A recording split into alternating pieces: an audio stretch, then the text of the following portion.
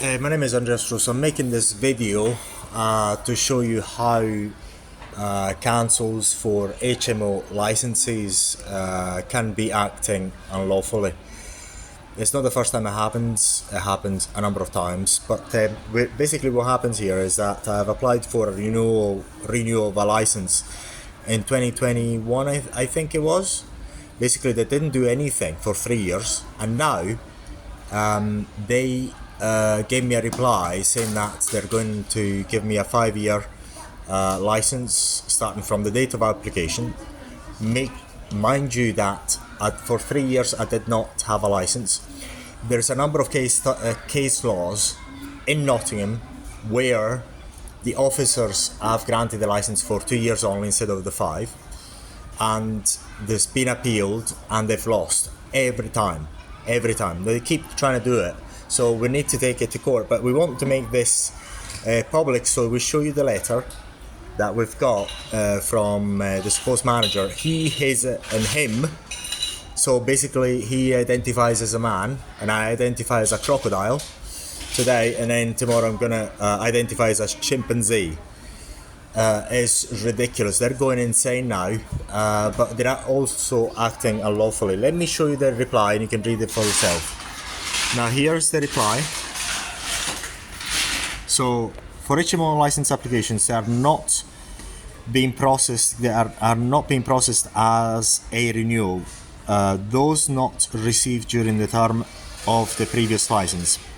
The authority calculates the expiry dates from the duly made date of the application. Basically, that doesn't actually apply because we have applied for renewal before the previous one expired. This approach is consistent with the requirements of the Housing Act 2004. There's actually nothing there. There's actually nothing there that says it. Okay, there's nothing there. It actually says it, but there's no wording. This is completely made up, because if it were true, actually show it.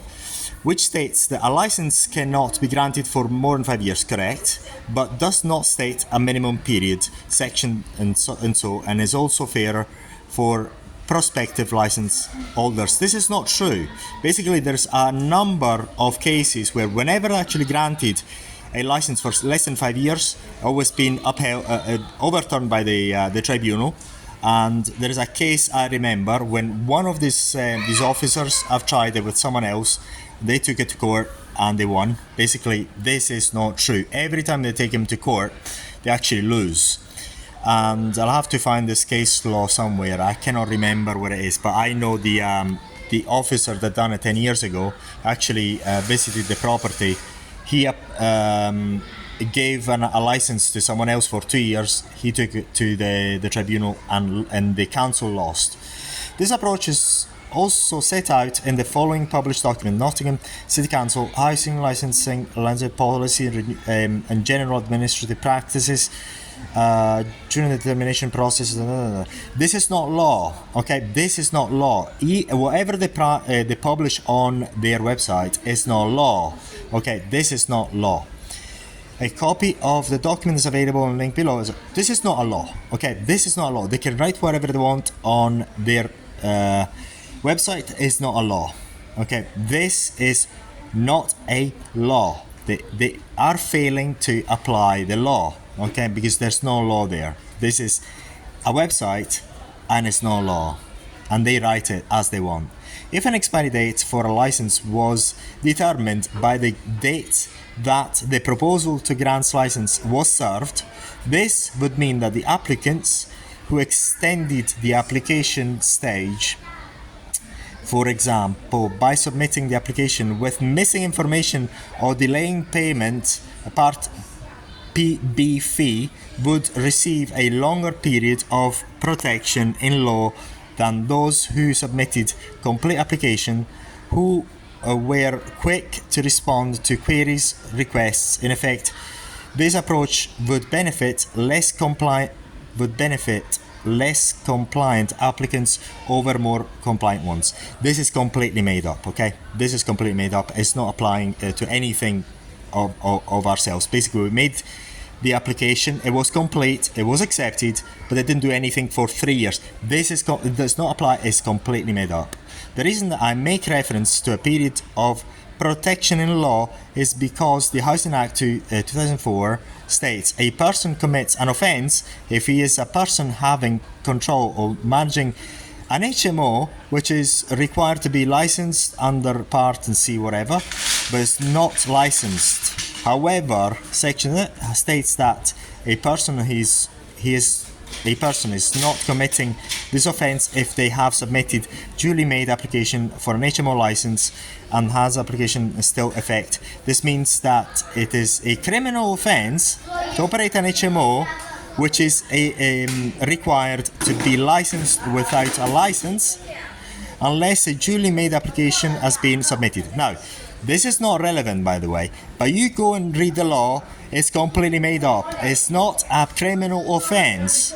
There's nothing saying that. This is a criminal offence. It's completely made up. They make things up. It is not. You can read it yourself. Go and see the law. And it's got what they're saying here is making it up. It's making it up as he, him, his.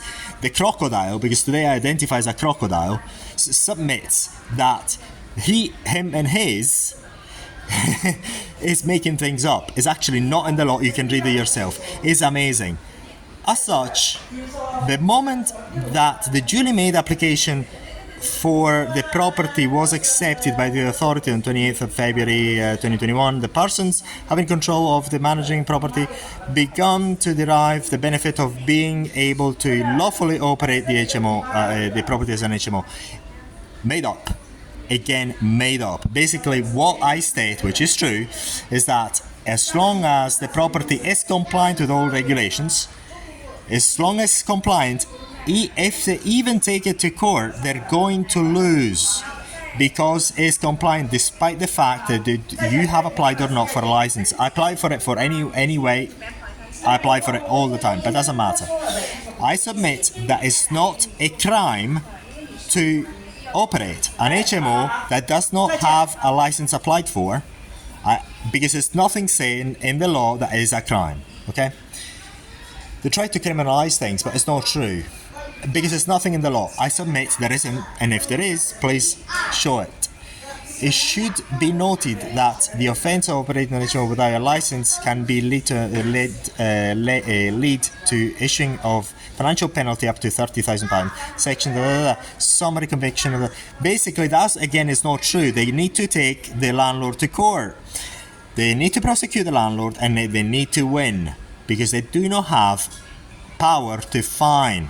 Okay, they need to take the landlord to court, and the court then grants whatever penalty they want.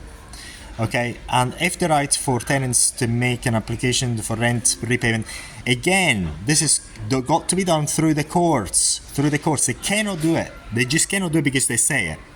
So basically, the council has got zero power to issue any penalty. They need to get it granted by the courts. I have noted that it has taken the authority approximately 3 years to propose to grant a license to the property. I can only apologise for any delays the authorities' part. However, I can also see from records that some of the time taken to reach the stage of proposing to grant a license was due to the poor property conditions found on inspection, the subsequent interventions required by authority. This is made up.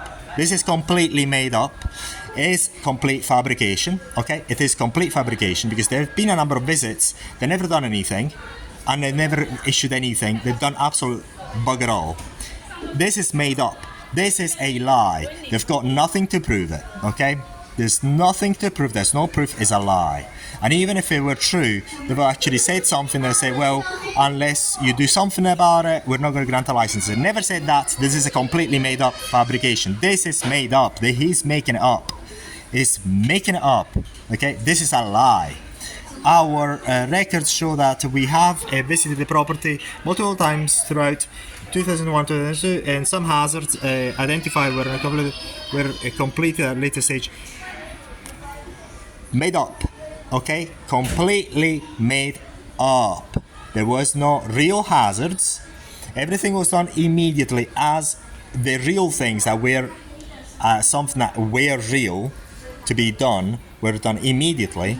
And basically, even if it were true, they never sent anything in 2022. All right, they didn't say. And by the way, the same guy who actually came, not from my records, I can prove it.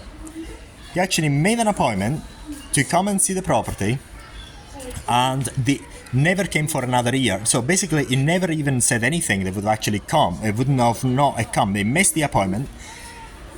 They messed us up, and for a 1 year, he never came. All right, so this is the truth.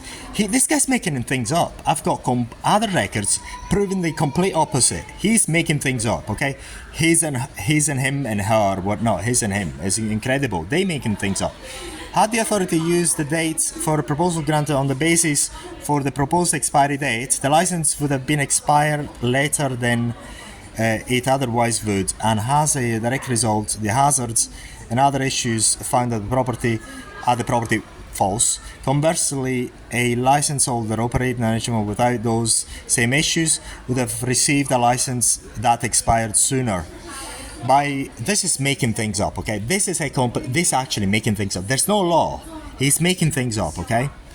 He's making things up. So, and I'll go, but I'll have to leave, but I'll make an update.